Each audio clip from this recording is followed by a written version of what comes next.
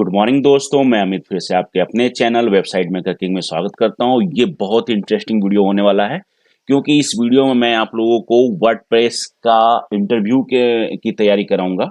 ये जो है हमारी जो इंटरव्यू से रिलेटेड जो है हमारी जो है सेकेंड वो सीरीज बोल सकते हो।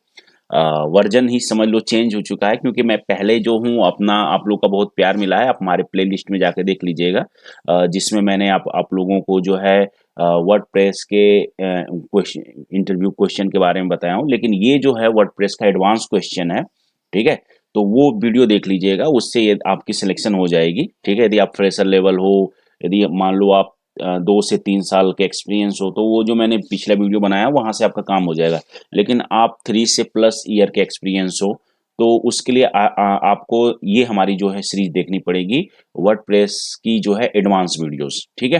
वर्डप्रेस का जो है वर्डप्रेस का एडवांस क्वेश्चन आंसर आपको देखना पड़ेगा, तब आप 3+ से 3+ आपका एक्सपीरियंस है, मतलब 4 ईयर हो, 5 ईयर हो, 6 ईयर हो, 7 ईयर हो, 8 ईयर हो, जो भी हो, तो आपको ये एडवांस वाला से काम हो जाएगा। बाकी जो 3 साल तक वाला ऑलरेडी देख चुका हूँ, तो उसको आप लोगों ने बहुत प्यार दिया दिखाया, तो इस वीडियो को भी बहुत सपोर्ट कीजिएगा, अपने दोस्तों में शेयर कीजिएगा ताकि सबका फायदा हो सके। और मैं आप लोग को सारा कुछ इस वीडियो में बताऊंगा, दम से जब से उस वीडियो में बताया था उसी तरह सारा कुछ विथ प्रैक्टिकल और सब कुछ आपको क्लियर कर दूंगा, ठीक है। तो एक तरह समझ लो ये आपका इंटरव्यू का तैयारी ही हो रहा है, ठीक है। तो आइए शुरू करते हैं। Welcome to website maker king family, ठीक है। ये जो है एडवांस वर्डप्रेस का क्वेश्चन आंसर है, ठीक है। तो कई बार आपसे क्वेश्चन ये पूछ लिया जाता है, ठीक है, मैं इसको इधर कर देता हूँ। कई बार आपसे क्वेश्चन ये पूछ लिया जाता है कि what is use in Ajax in WordPress, what is use, ठीक है। या ऐसे पूछ सकते हैं कि हम कैसे मतलब how to use Ajax in WordPress, ठीक है। देखो क्वेश्चन को ट्रिकी कर देता है, जो इंटरव्यूअर रहता है वो क्वेश्चन को ट्रिकी कर देता है, मतलब वही होता है, ठीक है, सिर्फ घुमाने का तरीका होता है। तो आपको घूमना नहीं है बल्कि उसी को घुमा देना है। तो किसी भी तरह का पूछ दिया एजेक्स कैसे यूज करते हैं वर्डप्रेस में, तो आपको बोलना है कि WP एजेक्स फंक्शन का यूज करके, WP एजेक्स जो है वर्डप्रेस प्री डिफाइंड फंक्शन हमें देता है, इसका यूज करके हम जो है वर्डप्रेस के अंदर एजेक्स का यूज करते हैं, ठीक है। तो क्वेश्चन ये भी पूछ देता है कि भैया ठीक है WP एजेक्स का तो यूज करके, ठीक है, एजेक्स का यूज करके आपने तो बता दिया भाई कि ठीक है एजेक्स का यूज करके, एजेक्स का यूज करके जो है आप लोगों को चलो अब मैंने यूज कर लिया ओके राइट। तो लेकिन WP एजेक्स नो प्रीव्यू क्या करता है, ये भी क्वेश्चन ट्रिगर कर देते हैं, ठीक है। जब आप एक आंसर दोगे तो उसमें दूसरा आंसर भी लोग चिपका देते हैं, मतलब क्वेश्चन के साथ, मतलब जैसे एक क्वेश्चन पूछ रहे हैं तो उसका जैसे आंसर दिया तो दूसरा क्वेश्चन उसी में उसी क्वेश्चन के साथ इंक्लूड कर देते हैं। तो कई बार क्वेश्चन पूछ देता है, ठीक है जी, आपकी बात पॉइंट ऑफ व्यू से WP एजेक्स जो का यूज करके हम वर्डप्रेस में एजेक्स यूज करते हैं, ठीक है। ये हुक्स है, मान लो आप कह सकते हो फंक्शन है, ग्लोबल फंक्शन है, बोल सकते हो कि WP_एजेक्स जो है वर्डप्रेस का ग्लोबल फंक्शन है, जिसका यूज करके हम जो है एजेक्स का मतलब एजेक्स यूज करते हैं वर्डप्रेस, ठीक है। तो WP एजेक्स नो प्रीव्यू क्या करता है, WP एजेक्स नो प्रीव्यू क्या करता है, ये नॉन ऑथेंटिकेशन यूजर के लिए यूज होता है। मतलब यदि आप वर्डप्रेस के डैशबोर्ड में लॉगिन हो, जैसे ये हमारा वर्डप्रेस है, इसके डैशबोर्ड में आप लॉगिन हो, तो कई बार जैसे ये एजेक्स चल रहा है, ठीक है, यहाँ पे क्लिक करेंगे तो ये देखिए डाटा आ रहा है हमारे पास, न्यूज की डाटा आ गई, ये एजेक्स चल रहा है विदाउट लोड रिफ्रेश हुए, ठीक है। तो इसकी जो आप कोड देखोगे तो इसके कोड में आप पाओगे कि मैंने ये 2 फंक्शन का यूज किया है, एक तो ये यूज किया है, एक ये यूज किया है। इसलिए मैं यूज किया हूं कि कई बार अभी देखो मैं लॉगिन नहीं हूं, यदि मैं लॉगिन हो जाता हूं, ठीक है, आप यहां पे जब WP एडमिन करते हो, एडमिन करके जब आप लॉगिन करोगे इसके अंदर, ठीक है, तो यहां से आप जो है लॉगिन करते हो, ठीक है, यहां से आप लॉगिन करते हो तो उस समय तो ये चलेगा। यदि आप ऐसे मतलब ये जो चीजें कर रहे हो, ठीक है, आप यहाँ पे आ जाओ, जैसे यहाँ पे है एजेक्स WP एजेक्स लिखोगे तो जैसे आप लॉगिन हो जाओगे तो वहां चलेगा, ठीक है। यहाँ पे डैशबोर्ड से लॉगिन होके आप कोई भी फंक्शनलिटी जैसे जहाँ पे आप ट्रिगर कराना चाहते हो, जहाँ पे एजेक्स आप यूज किए हो, जैसे मैं फ्रंट एंड पे ये जो है टेम्पलेट बना के किया हूँ, इसकी वीडियो ऑलरेडी अपलोडेड है, आप देख लीजिएगा कैसे क्या किया हूँ। तो वहाँ पे आप देखेंगे तो ये जो चीज़ें दोनों मेंशन होंगी, ठीक है। तो ऐसे मैं यूट्यूब पे क्लिक कर दिया तो एजेक्स चला, हमारा यूट्यूब का डाटा ला दिया, ठीक है जी। ओके, तो कहने का मेरा मतलब है कि यदि आप जो है यहाँ पे गए WP Ajax लिख दिए तो यहाँ पे आप लॉगिन हो तो चलेगा, इसे यहाँ पे देखो ब्लैक स्क्रीन है, आप लॉगिन हो वर्डप्रेस में। लेकिन यदि आप इसको प्राइवेट विंडो में ऐसे खोलोगे, सपोज प्राइवेट विंडो में आप ऐसे खोल लेते हो इसको, तो वहां पे नहीं काम करता है, क्योंकि आप यहाँ पे नॉन ऑथेंटिकेशन हो गए, वहां पे कई बार नहीं चलता है। तो वहां पे भी ये फंक्शनलिटी चले, अभी चलेगा। क्यों चलेगा? क्योंकि मैंने WP Ajax नो प्रीव्यू का यूज किया है। यदि मैं सिर्फ एक ही यूज करता ये वाला, तो ये तो सिर्फ जब मैं लॉगिन होता तब चलता, और जब मैं लॉगिन नहीं रहूंगा तो नहीं चलूंगा। लेकिन यदि मैं ये दोनों यूज कर दिया तो चाहे मैं लॉगिन हूं चाहे लॉगिन ना हूं, मेरा जो है एजेक्स की फंक्शनलिटी चलेगी। इसीलिए WP_Ajax_ no preview use for non login user के लिए होता है, ठीक है। तो बस यही है क्वेश्चन कि इसीलिए जो है हम दोनों यूज कर लेते हैं, ताकि जो है हम अच्छे से जो है अपनी एजेक्स की फंक्शनलिटी को वर्क करा सकें। तो WP मैं इसको कर दूं तो how to use Ajax in WordPress. Sir हम WP_Ajax फंक्शन का यूज करके, ठीक है, हम यूज फंक्शन का यूज करके जो है हम वर्डप्रेस में एजेक्स चलाते हैं। WP Ajax जो है ये हमारा वर्डप्रेस का सुपर ग्लोबल फंक्शन है। और WP Ajax नो प्रीव्यू पूछ दिया कोई तो बोल दोगे कि आपकी ये जो है नॉन ऑथेंटिकेट यूजर के लिए हम एजेक्स चलाते हैं। यदि कोई लॉगिन नहीं है तब भी एजेक्स चाहता हूं चले, तो इसीलिए हम दोनों का यूज कर लेते हैं, ठीक है।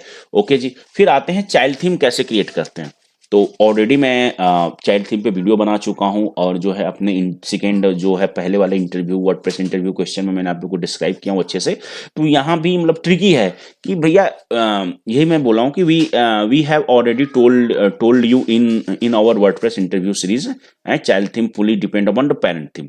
चाइल्ड थीम जो है पूरी रूप से जो है डिपेंड करती है पेरेंट थीम के ऊपर। वो कैसे करती है? वो टेम्पलेट के थ्रू करती है। तो ये मेन चीज होता है, यहाँ टेम्पलेट रहता है, योर पेरेंट थीम का नाम रहता है। जैसे माय पेरेंट थीम का नाम है एलिमेंटर, तो एलिमेंटर आ जाएगा यहाँ पे। एलिमेंटर प्रो मतलब मेरा जो पेरेंट है वो एक्स्ट्रा हो गया, ठीक है। एक्स्ट्रा थीम हम यूज कर रहे हैं, तो यहाँ पे एक्स्ट्रा थीम का नाम आ जाएगा, ठीक है, जब हम चाइल्ड थीम बनाएंगे। तो चाइल्ड थीम बनाने के लिए आपको पता है कैसे क्या हो, मैंने वीडियो बना लिया और लाइव बताया हूँ, आप देख लीजिएगा। आई होप आप बना भी सकते हो। चाइल्ड कॉन्फ़िगर प्लगइन से भी आप चाइल्ड थीम बना सकते हो। तो मैंने दोनों वीडियो अपलोड किया हूँ, सारा कुछ है यार, एक बार आप मेरे जो है प्लेलिस्ट में देख लीजिएगा। तो अभी मैं ये बता रहा हूँ कि क्वेश्चन आपसे पूछ रहा है चाइल्ड थीम कैसे क्रिएट करते हैं। तो हम how to create a child theme, तो हम लोग ऑलरेडी बता चुके हैं। और बट याद रखना है, जो चाइल्ड थीम जो है वो फुली डिपेंड करता है पेरेंट थीम के ऊपर। तो ये कैसे पता चलता है कि कौन सा हमारा पेरेंट थीम है? तो जब चाइल्ड थीम जब बनाते हो तो थीम नेम लिखते हो, फिर उसका नाम लिख देते हो, जो भी है आपको थीम का नाम रखना है। फिर ऑथर में अपना नाम लिख देते हो, डिस्क्रिप्शन किस टाइप की है अपना देख देते हो, वर्जन जो भी देना है दे देते हो। फिर टेम्पलेट, ये मेन इंपॉर्टेंट है। टेम्पलेट में जहां पे आप डिफाइन बताते हो कि इसका पेरेंट कौन है, तो यदि आप चाइल्ड थीम के थ्रू उसके पेरेंट का पता लगा सकते हो ये टेम्पलेट देख के। तो ये मोस्ट इंपॉर्टेंट है। यहाँ पे वो पेरेंट थीम का नाम होना चाहिए, जैसे एक्स्ट्रा है, हेलो इन्वेंटर है, या जो भी XYZ है उसका नाम होना चाहिए, ठीक है। तो ऐसे होता है, ठीक है। उसके बाद आता है कि how to create a specific single post template in WordPress. आप लोग ने देखा होगा कि हम लोग जो है पेज के लिए, स्पेसिफिक पेज के लिए हम लोग टेम्पलेट बनाते हैं। जैसे कि यहाँ पे ये जो है, ठीक है, यहाँ पे एक मैंने टेम्पलेट बनाया है। यदि मैं आप इसको एडिट करोगे तो आप यहाँ पे देखोगे कि मैंने एक टेम्पलेट बनाया है, वो पेज के लिए मैंने टेम्पलेट बनाया है, ठीक है। उस टेम्पलेट के ऊपर मैंने जो है एजेक्स की क्वेरी रखी हुई है, ठीक है। तो आप देखोगे यहाँ पे, देखो मैंने यहाँ पर टेम्पलेट बनाया है, होम टेम्पलेट, राइट। यहाँ पे देखिए होम टेम्पलेट मैंने बनाया है, राइट, देखिए होम टेम्पलेट मैंने बनाया है। तो ये जो होम टेम्पलेट है, इसी होम टेम्पलेट के ऊपर जो है अभी जो मेरी ये जो चल रही है होम टेम्पलेट है, इस होम टेम्पलेट को मैंने सेट कर दिया फ्रंट एंड पेज के लिए।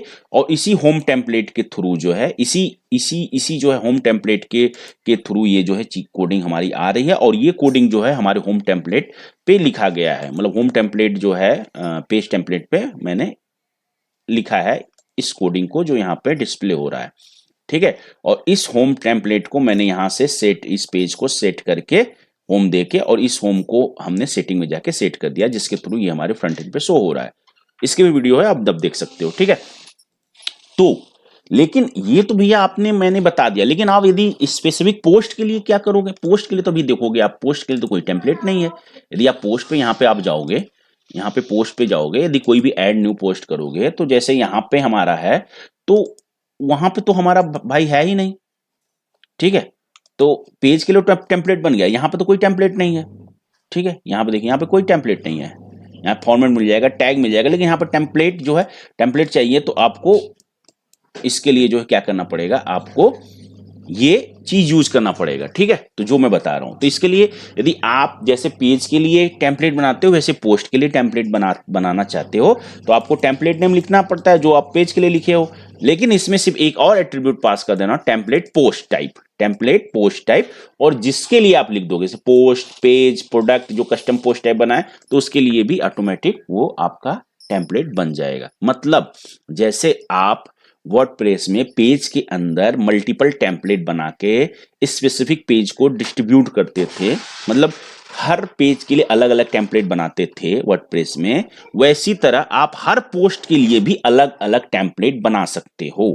टेम्पलेट क्यों बनाते हैं? अलग स्ट्रक्चर के लिए, अलग लेआउट के लिए, अलग यूआई के लिए, अलग फंक्शनलिटी के लिए हम टेम्पलेट बनाते हैं। यदि मान लो कोई हमारी वेबसाइट है, उसमें 36 पेज है और हर एक 36 पेज का अलग अलग फंक्शनलिटी चाहिए, तो हम उसके लिए स्पेसिफिक टेम्पलेट पेज बनाते हैं। उसी तरह हमारे पास मान लो एक ब्लॉग की पोस्ट है, ब्लॉग की वेबसाइट है, वहां पर मैं चाहता हूं हर एक पोस्ट के लिए अलग अलग जो है लेआउट आए, अलग अलग फंक्शनलिटी चले, तो वहां पे जो है हम इस फंक्शन का यूज करके, जो है पोस्ट टेम्पलेट का यूज करके, हम पोस्ट के लिए भी टेम्पलेट बना सकते हैं, ठीक है। तो क्वेश्चन पूछ देता, how to create a specific single post template in WordPress.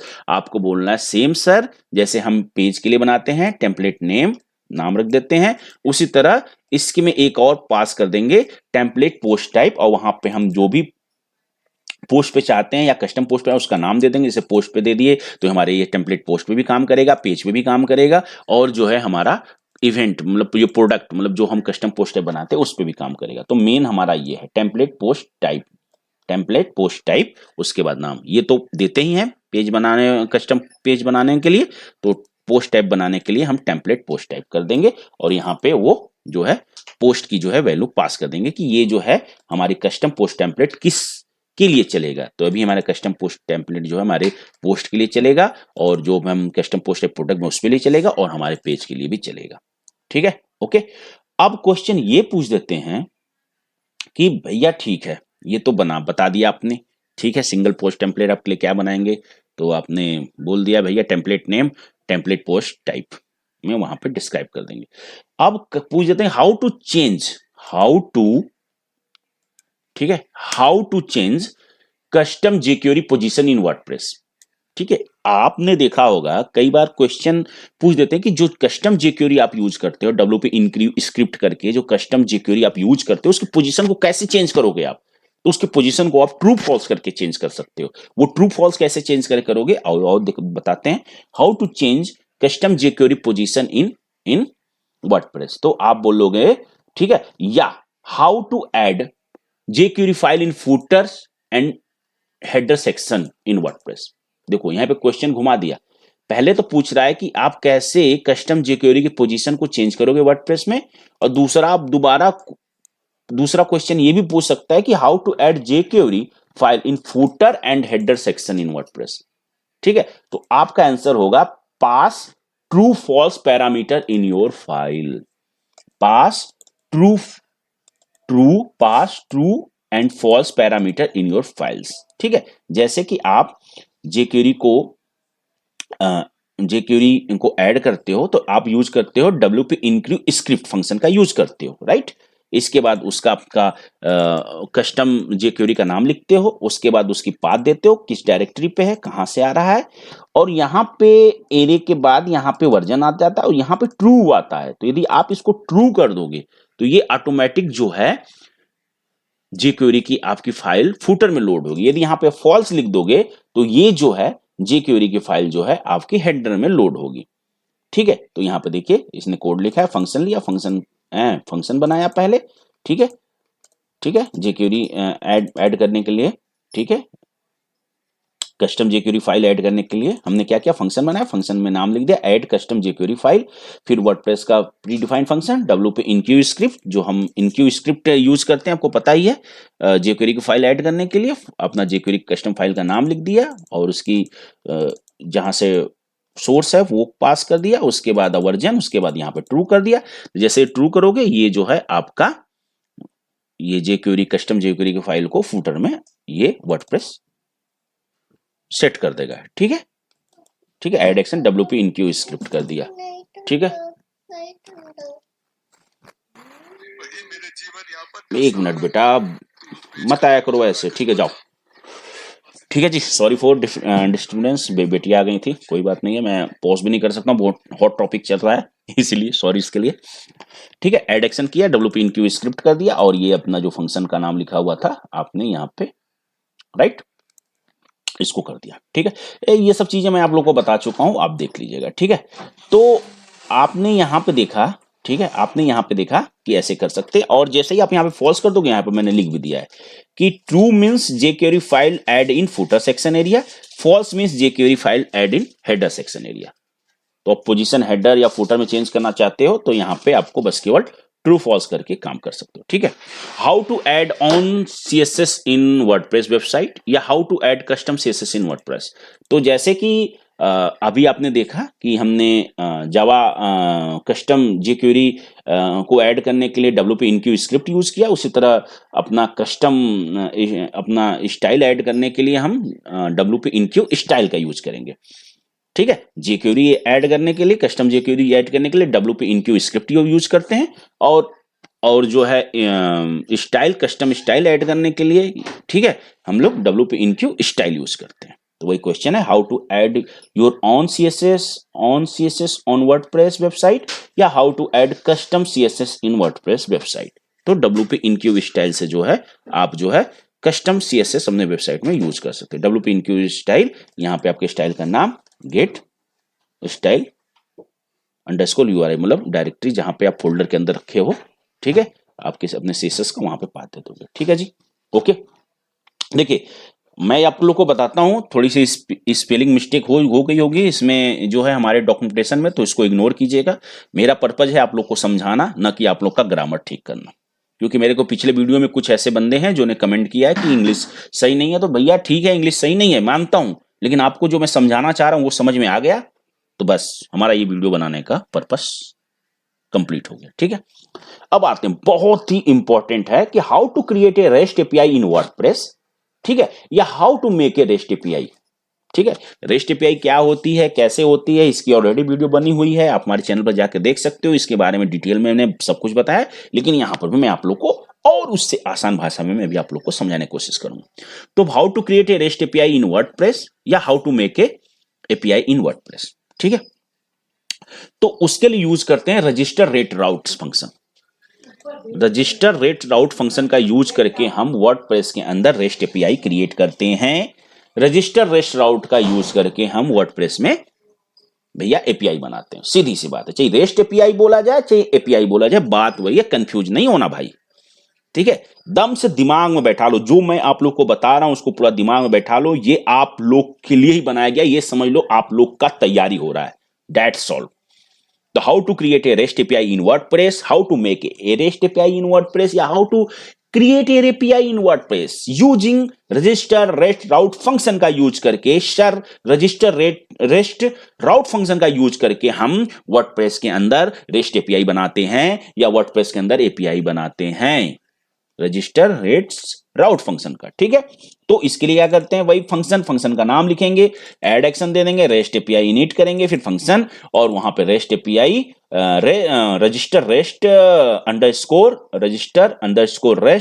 Route function का हम यूज करके रेस्ट एपीआई बनाते हैं, जो कि भी मैंने बोला। तो यहीं पे मैं रेस्ट एपीआई बना रहा हूं, रजिस्टर अंडरस्कोर राउट, और यहाँ पे प्लग जो आपका नाम रहेगा इन URL जिस पे करना चाहते हो, ठीक है, प्लगइन का नाम, ठीक है, एपीआई टोकन देना है, टोकन कर दो, मेथड क्या है, get post, call back function, जो कॉल बैक फंक्शन आपने बनाया है जिसके थ्रू आप ट्रिगर करते हो, इसी फंक्शन पे करोगे, फिर रिटर्न कर देते हो। ठीक है, इसके बारे में डिटेल वीडियो जो है हमारे यूट्यूब चैनल पे है, वहां पे जाके आप लोग देख लीजिएगा। रेस्ट एपीआई पे बारे में बहुत डिटेल बताया हूं। अभी मेरा बस आप लोग को इंटरव्यू का प्रिपेयर कराना है, उसके लॉजिक को क्लियर कराना है।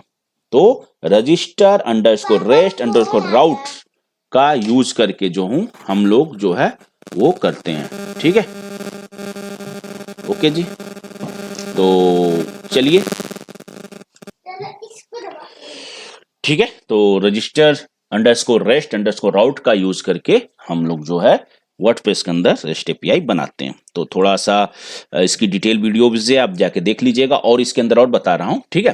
तो जो है what is API in WordPress, what is rest API, तो आते हैं। API is application programming interface. API is application programming interface होता है। Rest API stand for representational state transfer. कई बार आपसे क्वेश्चन पूछ देते हैं कि रेस्ट एपीआई का फुल फॉर्म क्या होता है। एपीआई का तो पूछते हैं, तो आपको पता ही होगा एप्लीकेशन प्रोग्रामिंग इंटरफेस है, ठीक है। कई बार मैं वीडियो में बताता हूं भी हूं, आप लोग को याद भी हो गया होगा। लेकिन रेस्ट एपीआई का पूछा जाए तो भैया वही है, रिप्रेजेंटेशनल स्टेट ट्रांसफर बोलते हैं।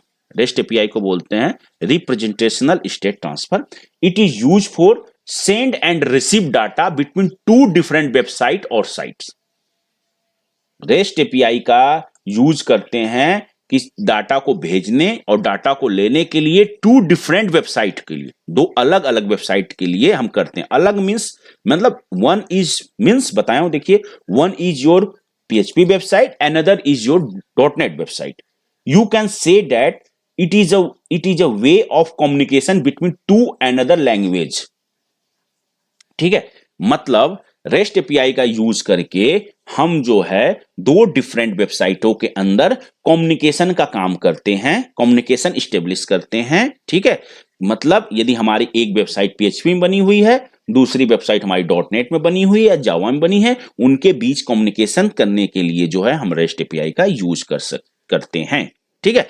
फॉर मोर डिटेल मैं अभी आपको वही बता रहा हूं। Means one website is PHP website, another is .NET website. You can say that it is a way of communication between two another language.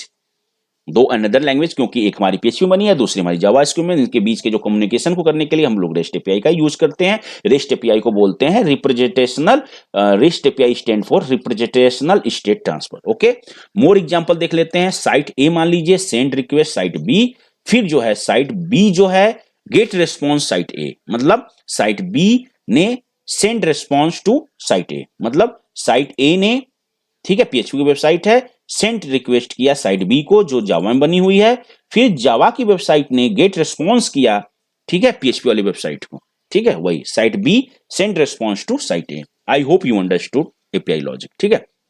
Okay, तो वर्डप्रेस का बेस रेस्ट एपीआई क्या होता है? तो वर्डप्रेस का बेस्ट एपीआई होता है WP-JSON, मतलब www.yourwebsiteurl/WP-JSON। मतलब ये देखिए, आपकी ये वेबसाइट है, ठीक है, ये आपकी वेबसाइट है, ठीक है। ये भी हमारा लोकल होस्ट है, लेकिन मैंने लारागन यूज कर रहा हूं इसलिए थोड़ा सा वो लग रहा है। तो आप यहां पे WP, ठीक है, JSON लिख दोगे, ठीक है, WP-JSON, तो आपको वर्डप्रेस की सारी जो भी रेस्ट एपीआई वगैरह हैं, ये देखिए यहां पे आ जाएगी, ठीक है, राइट। और वही मैं बता दिया यहां पे, ठीक है। और उसके बाद जो है ये करते हैं, मतलब योर वेबसाइट, ठीक है, WP-JSON। और जो भी रेस्ट एपीआई जो काम करता है वो JSON फॉर्मेट में काम करता है। आगे मैं बताऊंगा आप लोग को, क्योंकि वो जो लैंग्वेज होती है वो JSON लैंग्वेज होती है। JSON लैंग्वेज हर किसी को सपोर्ट करती है। वो PHP को भी सपोर्ट करती है, वो Node.js को भी सपोर्ट करती है, वो जो है .NET को भी सपोर्ट करती है, वो जावा को भी सपोर्ट करती है। मतलब मल्टीपल लैंग्वेज को समझने का काम करती है JSON। इसीलिए हम लोग JSON का काम करते हैं, मतलब JSON का यूज करते हैं रेस्ट एपीआई बनाने में। डाटा को सेंडिंग रिसीविंग, ये जो है JSON फॉर्मेट, JSOन इनकोड करते हैं, JSON डिकोड करते हैं, ठीक है। ये सभी मैं आप लोग को बता चुका हूं, वीडियो में आप देख लीजिए, लेकिन मैं थोड़ा सा डिटेल में आप लोग को बताता हूं ताकि आप लोग को मतलब ऐसा कॉन्फिडेंस बिल्ड हो जाए कि मतलब जो भी आपका इंटरव्यू ले रहा है, नहीं भाई दम से परफेक्ट बंदा है, एकदम से, मतलब ऐसा उसके अंदर आना चाहिए, ऐसा जज्बात आना चाहिए कि हाँ भाई पता तो है बंदे को। इसलिए थोड़ा सा ना, जब भी आप कोई क्वेश्चन वो ट्विस्ट करते हैं तो आप भी थोड़ा सा आंसर में ट्विस्टिंग ला दीजिए, ठीक है। ठीक है। वो ट्विस्टिंग कैसे लाएंगे, वो मेरी वीडियो देख के आप ट्विस्टिंग लाएंगे। जैसे कभी मैं आप लोगों को बता रहा हूं, वो एग्जैक्ट वर्ड बोल दोगे ना तो भाई साहब सिलेक्शन तो 100% और अच्छी हाइक भी मिल जाएगी। ये सब मैं इसलिए बता रहा हूं कि मैं रिसेंटली अभी इंटरव्यू क्रैक किया हूं। मैंने बहुत इंटरव्यू दिया, मेरी जॉब चली गई थी ड्यू टू द रिसेशन, तो बहुत बुरे दौर से मैं गुजरा हूं। बस दुआ कीजिएगा माता रानी से कि जल्दी मेरी जो दौर सही हो जाए, मेरी जॉब स्टेबल हो जाए। और इसीलिए थोड़ा आप लोग के लिए वीडियो कम आता है मेरा, जब मैं फ्री होता हूँ तभी लाता हूँ। तो जो मैंने फेस किया है अपने लाइफ में, वही चीज़ें मैं वेबसाइट मेकर किंग में बताता हूँ और शेयर करता हूँ। तो जो मेरे से एक्सपीरियंस है, मेरे को 7 ईयर का एक्सपीरियंस है, 7 ईयर प्लस एक्सपीरियंस है, तो जो मेरे से क्वेश्चन एडवांस में पूछा गया था वही मैं इस वीडियो में आप लोग को तैयारी करा रहा हूँ। ठीक है जी, ओके, ठीक है। तो WordPress API default name space are WP V2, ये V2 जो है वर्जन है, ठीक है। WP V1 से भी होता है। तो डिफॉल्ट जो है वर्डप्रेस का नेम स्पेस, ये जो है इसके बाद जो होता है ना, ये देखिए इसके बाद जो भी होता है वो नेम स्पेस होता है WP V2। ये जो है ना WP V2, ये नेम स्पेस है, ठीक है। यहां तक तो इससे जो है आप आगे मैं सब बताऊंगा, डिस्क्राइब करूंगा, डोंट वरी, ठीक है। तो इससे तो आपका जेसन देख सकते हो और ये जो है आपका नेम स्पेस होता है, ठीक है। वही बताया गया है यहाँ पे, ठीक है। Default WordPress name space are WP/V2, ठीक है। यहाँ पे देखिए WJSON V2 हो गया, ठीक है। हियर V2 इज वर्जन, ठीक है।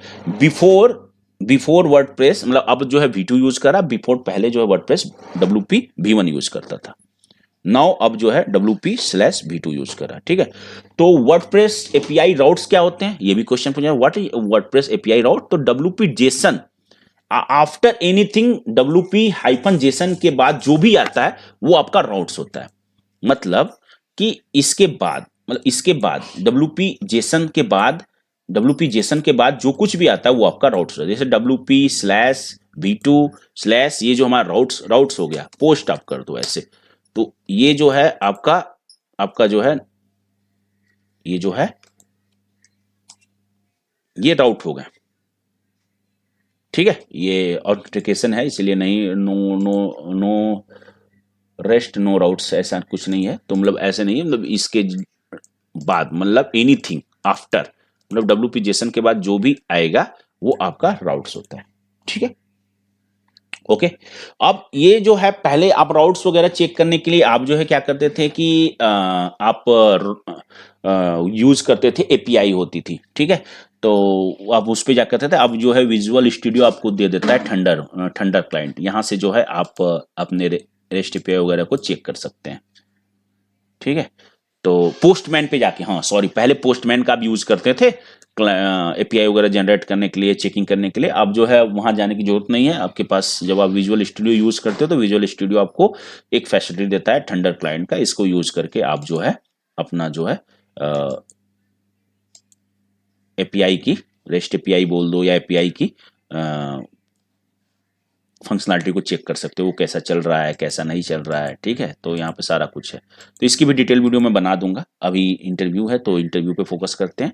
तो ऐसे मैंने इसलिए बता दिया, थोड़ा एक्स्ट्रा बता दिया कि भैया आपको पोस्टमैन को ना जाके आप अपने विजुअल स्टूडियो पे ही जाके अपना रेस्ट एपीआई को ट्रिगर कर सकते हो, ठीक है, कैसा चल रहा है कैसा नहीं चल रहा। ओके जी, ओके। अब यहां पे देखिए क्या बोला, rest API is provide interface application interface between the your WordPress site sending and receiving data, जो मैंने बताया एज ए जेसन, मतलब फॉर्मेट, मतलब जावा स्क्रिप्ट ऑब्जेक्ट नोटेशन। मैंने बोला ना कि जेसन के फॉर्मेट में डाटा को भेजा और रिसीव किया जाता है, ठीक है।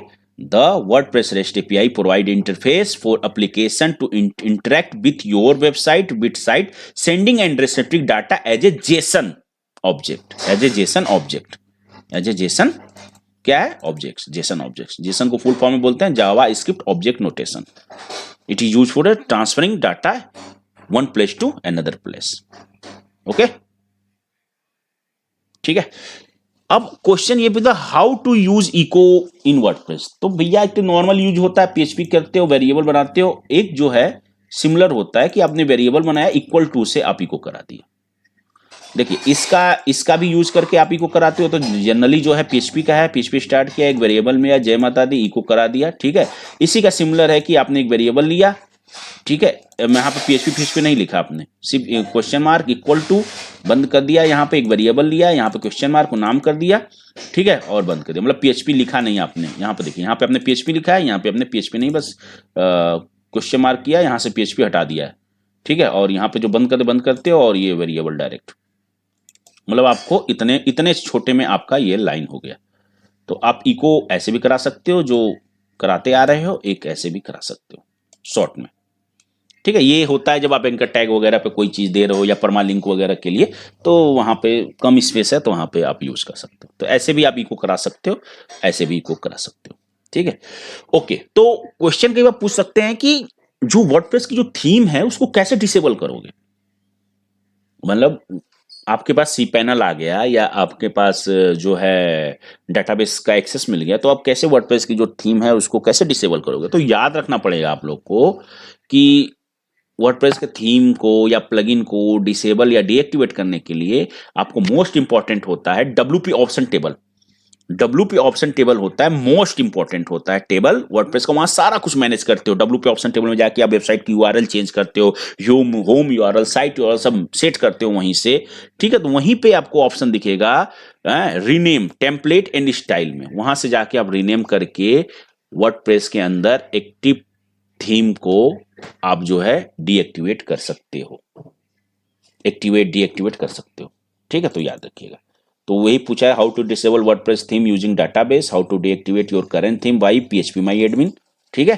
तो आप बोलोगे go to the WordPress database table, ठीक है, go to the WordPress database table, WP option table, ठीक है, और rename the template and style value, जो भी टेम्पलेट एंड स्टाइल की वैल्यू रहेगी, टेम्पलेट एंड स्टाइल के कॉलम के बाद वैल्यू जो रहेगी उसको रीनेम कर देंगे, ठीक है। कई बार पूछना होगा what is the site URL and home URL and what occur when you change. Site URL and home URL क्या होते हैं और क्या इफेक्ट होगा जब आप इसको चेंज कर देते हो। तो भैया जब होम URL की बात करते हो, यदि होम URL को यदि आप चेंज करोगे तो ये जो है it give you 404 page error देगा, नॉट फाउंड, ठीक है। लेकिन यदि आप the request URL not found in server, तो 404 पर site URL the WordPress dashboard means admin area. जो साइट होम URL जो होता है, होम URL में यदि आप कुछ चेंजेस करते हो, ऑकर मतलब क्या होता है, ठीक है, वही पूछ रहा है साइट URL होम URL में क्या है, और what occur when we change. यदि होम URL में यदि आप कुछ चेंज करोगे तो वो फ्रंट एंड पे आपको दिखेगा और वो 404 फाउंड देगा। लेकिन साइट URL में यदि आप कुछ चेंज कर देते हो WP ऑप्शन में जाके, ठीक है, ये WP ऑप्शन की बात हो रही है, WP ऑप्शन में ही जाके चेंज करोगे भाई जी, और कहां से करोगे। तो साइट URL में जाके आप जो भी चेंज करोगे वहां पे जाके, तो उससे क्या होगा कि आपकी वर्डप्रेस की डैशबोर्ड में जो आप डैशबोर्ड में नहीं जा पाओगे। जब साइट URL चेंज कर दोगे तभी ये वर्डप्रेस के डैशबोर्ड में आप एक्सेस नहीं कर सकते हो, एरर आ जाएगा। यदि होम URL को आप करोगे, यदि होम URL को यदि आप चेंज करोगे या कुछ WP ऑप्शन में छेड़छाड़ करोगे जाके, तो आपको ये यहाँ पे 404 पेज का एरर आ जाएगा। लेकिन आपकी जो है डैशबोर्ड चलती रहेगी, मतलब phpMyAdmin की डैशबोर्ड चलती है, लेकिन आप यहाँ पे साइट URL में छेड़ कर दोगे तो ये चलना बंद हो जाएगा। वही ये चीज मैं यहाँ पे बता रहा हूँ, आई होप आप लोग समझ गए होंगे, ठीक है। तो ये यहाँ पे बोल रहा है कि site URL represent the WordPress dashboard admin area, मतलब ये जो है साइट URL में चेंजेस करोगे तो ये बंद हो जाएगा, और होम URL जो है आपका फ्रंट एंड के लिए हो गया, ठीक है। What is the folder permission in WordPress. Folder permission क्या होता है, फाइल फोल्डर परमिशन क्या होता है, या फाइल परमिशन क्या होता है। तो यहाँ पे होता है read write execute no permission, read write execute no permission. 775 given the read write execution and access. 755 जो होता है number is given read write execution, ठीक है। तो क्वेश्चन पूछते हैं कि what is a folder permission in WordPress. Folder permission क्या होता है, तो the file permission access control on WordPress file and directory which specify who can read write and execute file and make up your website. मतलब file permission जो है ये आपको एक फैसिलिटी देता है जिससे आप बताते हो कि कौन सा बंदा जो है रीड राइट एग्जीक्यूट आपकी फाइलों के साथ कर सकता है। तो रीड राइट एग्जीक्यूशन होता है, नो परमिशन होता है। तो 775 जो है 755 जो है रीड राइट एग्जीक्यूशन का परमिशन होता है, ठीक है। तो जनरली हम लोग जब काम करते हैं तो 7755 पे ही काम करते हैं, ओके। तो how to increase upload file MB size in WordPress. How to increase upload file, जब अभी तो बाय डिफॉल्ट वर्डप्रेस 2 MB देता है, तो उसकी जो फाइल 2 MB की साइज को कैसे बढ़ाओगे, ठीक है, तो वो कैसे करोगे, तो उसके लिए आप htaccess का भी यूज कर सकते हो और function.php का भी यूज कर सकते हो। अब php.ini फाइल का भी यूज कर सकते हो। तो php.ini फाइल आपका होता है लोकल होस्ट में, सर्वर और सर्वर के लिए जो है आप सर्वर की फाइल को आप एक्सेस कर सकते हो, ठीक है, नहीं तो आप htaccess से htaccess या function.php से काट सकते, कॉल कर सकते, मतलब बढ़ा सकते हो। तो htaccess यदि आपको बढ़ाना है तो ये कोड आपको htaccess फाइल में रखना पड़ता है, php_value upload max file size 128 MB, php_value post max size 128 MB, php value max execution time 300, php max input time 300, ठीक है। अब यदि आप फंक्शन डॉट php में करते हो तो इनिसेट का यूज करते हो, underscore ini set max execution max size 64 underscore ini set post max size 64 MB, ठीक है, ini set max execution time 300 MB, ठीक है। php file dot ini file server file बोल सकते हो आप, ठीक है, php dot ini file server file है। तो आप 3 जगह से कर सकते हो। वर्डप्रेस में बाय डिफॉल्ट जो अपलोड साइज को बढ़ा सकते हो, पहले तो सर्वर से बढ़ा सकते हो, ठीक है, मतलब php.ini फाइल से बढ़ा सकते हो, htaccess बढ़ा सकते हो और function.php में बढ़ा, इजी ये सब मिल जाते हैं, गूगल पे सर्च करोगे तो आप यहाँ से बढ़ा सकते हो। यदि आप htaccess करना है तो php वैल्यू अपलोड फाइल करना है और function.php करना है तो इनिसेट मैक्स एग्जीक्यूशन टाइम करना है, ठीक है। अब आते हैं what is difference between synchronous and asynchronous in JavaScript. ये क्वेश्चन पूछते हैं भाई साइक्रोनस और इनसाइक्रोनस में अंतर क्या होता है, ठीक है, या व्हाट इज साइक्रोनस बनाम एसिसाइक्रोनस, मतलब what is difference between asynchronous and synchronous in Ajax, या व्हाट इज साइक्रोनस बनाम एसाइक्रोनस। तो आप बोल सकते हो एसिसाइक्रोनस मतलब जॉब एनी ऑर्डर मतलब एनी एसाइक्रोनस मतलब इसका भाई कोई रूल रेगुलेशन नहीं है, जो आएगा भैया मैं आपको दूंगा आउटपुट, सीधी सी बात है, ठीक है। साइक्रोनस मतलब वेट करेगा भाई, ये थोड़ा सा मर्यादा में रहेगा, नहीं भैया पहले आप कर लो उसके बाद मैं करूंगा, ठीक है, जैसे आप पहले आप नवाबों की आप में गाड़ी छोड़ गई, वही हाल है। इस साइक्रोनस क्या करता है कि ये जो है एनी ऑर्डर में आपकी जो है ट्रिगर कर देगा, मतलब इसके लिए वेट नहीं करेगा साइक्रोनस कि नहीं पहले आप खत्म होगा, पहले एक टास्क एग्जीक्यूट होगा फिर दूसरा एग्जीक्यूट होगा, ठीक है। तो पढ़ते हैं इसको। Asynchronous can execute synchronous job any order even simultaneously, it can not wait task execution time, ये वेट नहीं करता है, ये टास्क के ऊपर डिपेंड नहीं करता है कि पहले ये एंड होगा फिर ये स्टार्ट होगा। ए साइक्रोनस क्या करता है, Synchronous data take happen in order. You must finish the first job, then before moving on the next. A synchronous क्या करता है, इसे किसी भी ऑर्डर से जरूरत नहीं है, जो भैया आएगा वो अपना वो कर देगा, वो किसी पे डिपेंड नहीं करेगा, पहले ये होगा वो होगा, इससे कोई मतलब नहीं है, ये अपना एग्जीक्यूट करता चला जाएगा। ए साइक्रोनस साइक्रोनस क्या करता है कि भैया वेट करेगा कि पहले जब तक एक जॉब कंप्लीट नहीं होगा तब तक वो दूसरे जॉब पे मूव नहीं करने देगा, पहले एक फिनिश करके फिर दूसरे पे आप मूव करोगे साइक्रोनस में। और ए साइक्रोनस में क्या होगा, ए साइक्रोनस में ये होता है कि ये जो है you can not wait task execution time, ठीक है, ये किसी दूसरे के ऊपर डिपेंड नहीं करता है कि पहले ये होगा क्या होगा। और डिटेल में बताया हूं, in other word you can say that asynchronous non blocking architecture, asynchronous is non blocking architecture, so execute one task is not depend another task, ये नॉन ब्लॉकिंग आर्किटेक्चर है, ये एग्जीक्यूशन जो है वन टास्क दूसरे task के ऊपर dependent नहीं करता है, टास्क रन साइमल्टेनियसली। साइक्रोनस क्या है, ये ब्लॉकिंग आर्किटेक्चर है, मतलब ब्लॉकिंग आर्किटेक्चर है, so execute each operation depend on complete the one before. Synchronous जो है वो ब्लॉकिंग आर्किटेक्चर है, ये डिपेंड करता है कि जब पहले वाला खत्म हो जाएगा फिर वो दूसरे वाले पे जाएगा, ठीक है। तो difference between synchronous asynchronous, synchronous जो एसाइक्रोनस जो है मल्टी थ्रेड है, ठीक है, मल्टी थ्रेड मींस ऑपरेशन और program can run in parallel कर सकते हो, मल्टी थ्रेड है, एक साथ मल्टीपल परफॉर्म कर सकते हो। साइक्रोनस सिंगल थ्रेड है, only one operation perform in run time at time, ठीक है।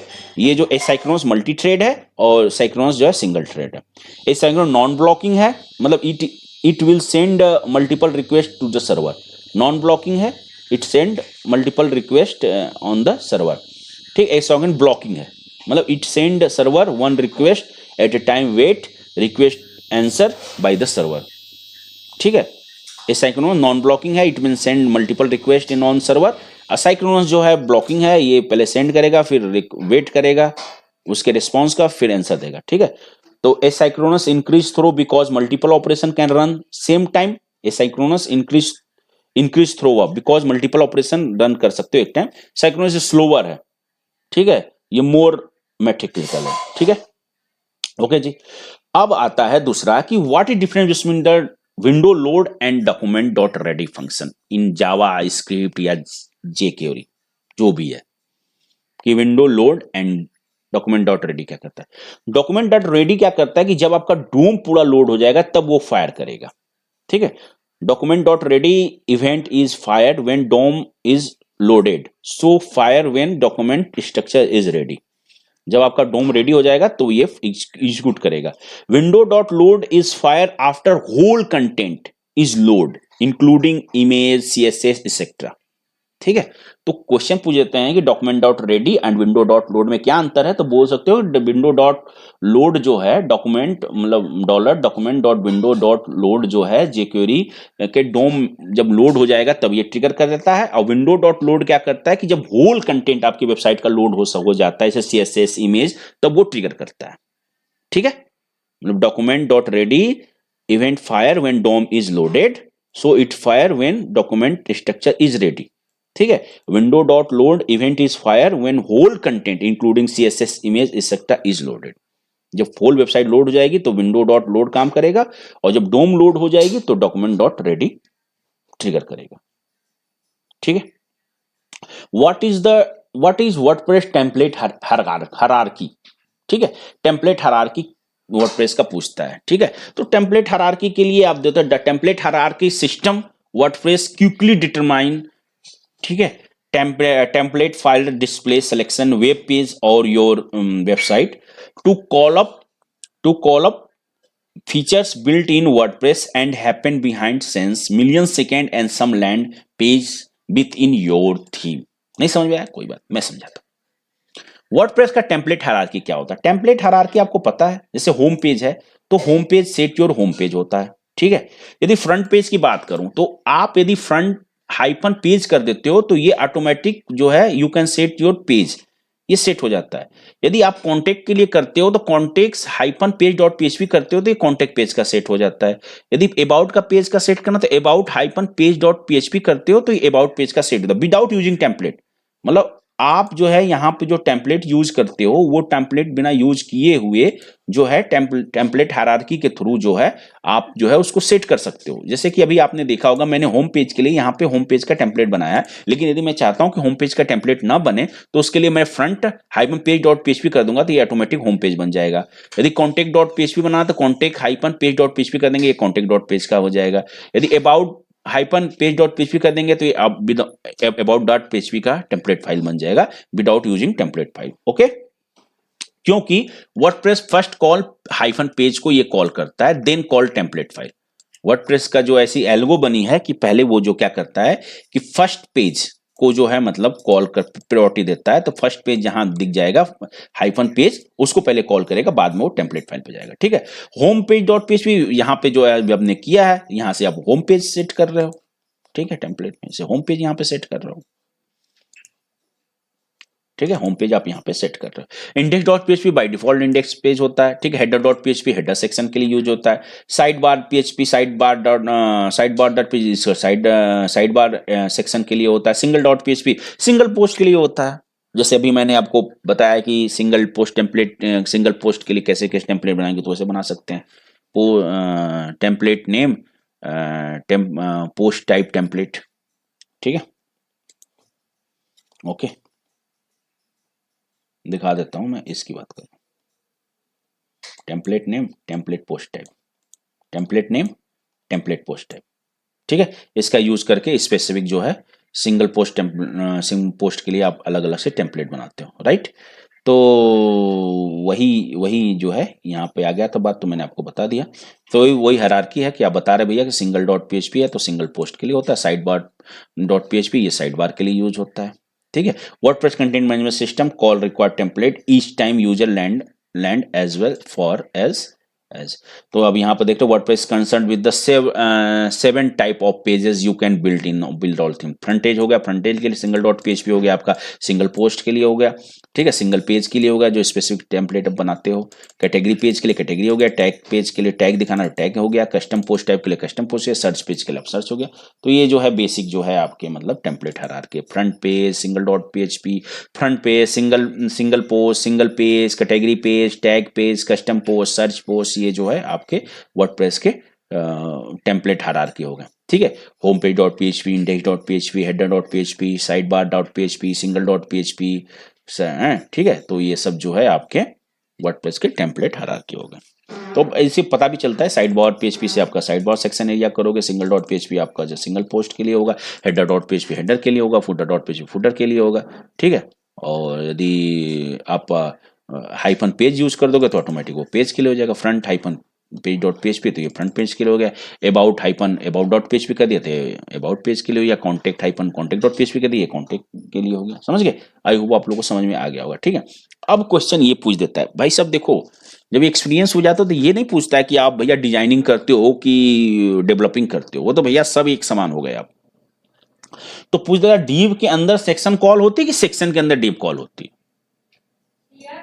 डिव के अंदर सेक्शन कॉल होती है कि सेक्शन के अंदर डिव कॉल होती है? आंसर होगा सेक्शन के अंदर जो है आपकी डिव कॉल होती है। तो यहाँ पर देखिए इसने सेक्शन बना लिया, ठीक है, इस सेक्शन के अंदर जो है उसने डिव कॉल दिया था, तो सेक्शन के अंदर जो है आपकी डिव कॉल होती है, ठीक है, ओके। उसके बाद देखिए what is symmetric tag in HTML पूछ देता है। सिमेट्रिक टैग से हेडर हो गया, आर्टिकल हो गया, फुटर हो गया, ये सिमेट्रिक टैग होते हैं। सिमेट्रिक टैग मतलब define the meaning of the content, मतलब सिमेट्रिक टैग क्या होता है? Symmetric tag define the meaning of the content. से हेडर कर दिया तो हेडर के अंदर हेडर डाल दिया, आर्टिकल हो गया, फुटर हो गया, साइड बार हो गया, ठीक है, नैब हो गया, ये सब जो है आपके जो है सिमेंटिक टैग होते हैं, ठीक है, सिमेंटिक टैग होते हैं। जैसे नैब हो गया,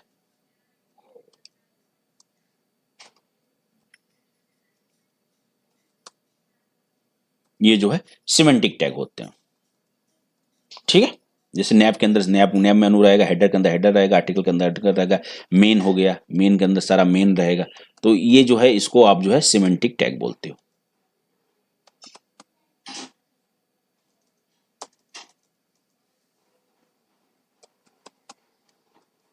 ठीक है। ये जो है सिमेंटिक टैग उसको बोलते हैं, सबको सिमेंटिक टैग बोलते हैं।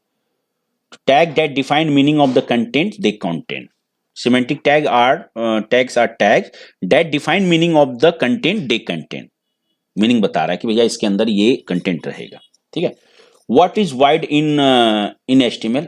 A void in HTML cannot have child node. A void in HTML क्या होता है? What is a void HTML element in HTML? A void element in HTML cannot have node. जैसे टैग आपका हो गया, BR tag हो गया, image tag हो गया, इनपुट टैग हो गया, इनके कोई चाइल्ड नोड नहीं होता है। तो जिसका चाइल्ड नोड ना हो वो अवॉइड एलिमेंट होते हैं HTML में, ठीक है। अवॉइड एलिमेंट होते हैं HTML में जिसके कोई चाइल्ड नोड ना हो, जैसे BR टैग हो गया, इमेज टैग हो गया, इनपुट टैग हो गया, okay. What is selector? Selector दो तरह से होता है, आईडी सेलेक्टर होता है, क्लास सेलेक्टर होता है। Selector is use to select a property, जैसे आईडी हैश से कर दोगे तो सिर्फ आईडी को करेगा, क्लास डॉट से करोगे वो होगा। तो selector is one of the property object that use along with the component configure. A selector can identify each component uniquely into the component tree and it is also define how the current component is represent in HTML डोम, ठीक है। Universal selector क्या होता है? Star is universal selector, strict भी बोलते हैं, ऐसे star बोलते हैं, स्ट्रिक्ट बोलते हैं। What are the universal selector? Star is a universal selector, मतलब स्ट्रिक्ट, मतलब स्टिक, स्टार को स्टिक बोलते हैं, ठीक है, टेक्निकल भाषा में। Stick is universal, stick symbol denote the universal selector in CSS। The universal selector apply the same style every element on the page, मतलब आप यूनिवर्सल करके तो ये एक स्टेज एवरी पेज पे आप कर सकते हो। Universal selector apply the same style every element on the page, जैसे इसने कर दिया, यूनिवर्सल सेलेक्टर हो गया, ठीक है, ब्लू हो गया। What is the pseudo class what is the pseudo class in CSS? Pseudo class in define a special state. For example, it can be style element when user mouse hover on it, ठीक है। पोस्टिडो class होता है जो आप mouse over नहीं करते, वो style element user mouse over on it, style element like differently, style element in get focus, जैसे आप जाते माउस को ले जाते हो ना तो जूम करता है माउस, होवर करता है, ठीक है। ये सब जो है आपका पोस्टिडो क्लास स्टाइल होती है, ठीक है। तो अपना देखिए सिलेक्टर पोस्टिडो क्लास प्रॉपर्टीज कर दिया, यूनिवर्सल हो गया, ए पे लिंक कर दिया, होवर कर दिया। ए पे लिंक नहीं होता है, जो जाओगे तो कलर बदलता रहता है, ठीक है। तो वही वही चीज हो गई, होवर पे माउस करते हो, होवर ले जाते हो, तो ये जो है पोस्टिडो क्लास होता है HTML का, ठीक है। ओके, हाईलाइटेड करते हो होवर पे, ठीक है, पोस्टिडो क्लास था, ठीक है। बस तो ये बस इतना ही था, तो एडवांस क्वेश्चन, और जो भी कुछ रह गया होगा तो वो मैं देखूंगा, तो उसके बाद मैं दूसरी वीडियो आप लोग के लिए बना दूंगा। लेकिन आई होप आप लोग को इससे ऊपर पूछेगा नहीं, क्योंकि आप ये जो है पहला मेरा वीडियो देख लीजिए और ये एडवांस वाला देख लीजिए, इससे बाहर कुछ पूछ ही नहीं सकता है, आपका सिलेक्शन पक्का है। माता रानी करें आप लोग का सिलेक्शन हो, यदि आप इंटरव्यू के लिए जा रहे हो। बस दुआओं में याद रखिएगा दोस्तों, यदि मैं सही सलामत रहूंगा आप लोग की दुआओं के साथ, तो मैं भी आप लोग के लिए जितना हो सकता उतना आप लोग के लिए सेवा करता रहूंगा इसी तरह। और अभी तक मेरे चैनल सब्सक्राइब नहीं किया तो प्लीज मेरे चैनल को सब्सक्राइब कर लीजिए, ताकि इसी तरह इंटरेस्टिंग यूनिक डिटेल वीडियो आप लोग की आती रहे और आप लोग अपने कैरियर को बिल्ड करते रहिए। मिलते हैं नेक्स्ट वीडियो में, तब तक के लिए bye, take care, love you all, जय माता दी, हैव ए ग्रेट डे। और जाते जाते मैं आप लोग को बताता हूं कि मैं जो हूं आप लोग को नेक्स्ट में वीडियो में मैं ये आप लोग को बताऊंगा कि ऐसे कैसे वेबसाइट बनाते हैं, ठीक है। तो ये भी मेरा इंटरव्यू का था, मेरे को एडमिटर दे दिया गया था, उसी का थ्रू से फिग्मा से मैंने इसको कॉपी किया हूँ, मतलब फिग्मा से मैंने इसको कन्वर्ट किया हूँ। तो मैंने एक पेज बिल्डर का यूज किया, और ये जो चीज़ें आ रही हैं यहाँ पे, ये जो ये देख रहे होंगे, ये एजेक्स के थ्रू आ रही है, ये कस्टम पोस्ट टाइप है न्यूज़ की हमारी, तो ये जो है एजेक्स के थ्रू आ रही है। और पे क्रिस पे लगाया हूँ, जो भी आप की प्रेस करोगे उसी पे ये आउटपुट आपको देगा, इसी पे ये आउटपुट देगा, हटा दोगे तो सारा आउटपुट आ जाएगा। तो इसकी मैंने कोडिंग की है और उसको शॉर्ट कोड के थ्रू मैंने एलिमेंटर में यूज करके दिखाया है। तो इसके बाद इसकी वीडियो आएगी, क्योंकि ये भी बहुत जरूरी है आप लोग को। आप लोग फुल स्टैक डेवलपर मेरे को आपको बनाना है, तो मैं आप आज से HTML फिग्मा टू HTML, मतलब फिग्मा टू वर्डप्रेस, ठीक है, एलिमेंटर प्लगइन का यूज करते हुए फ्री में कैसे वेबसाइट अच्छी बनाते हैं, सारा कुछ मैं आप लोग को डिटेल में बताऊंगा नेक्स्ट वीडियो में, ठीक है। तो बने रहिए हमारे चैनल पे, अभी तक हमारे चैनल सब्सक्राइब नहीं किया तो प्लीज सब्सक्राइब माय चैनल, ठीक है। Bye, take care, love you all, जय माता दी, have a great day, bye.